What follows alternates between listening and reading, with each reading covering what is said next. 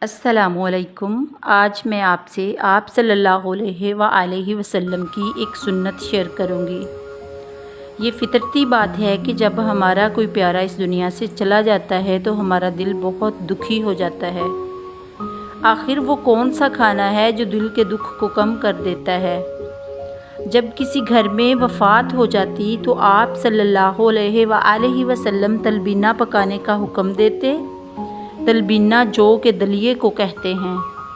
تلبینہ دکھی دل والے شخص کے دل کو اس طرح صاف کر دیتا ہے جیسے صابن چہرے سے میل کچیل صاف کر دیتا ہے۔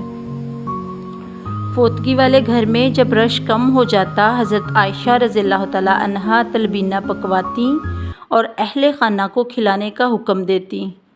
اس طرح اہل خانہ کا غم کم ہو جاتا۔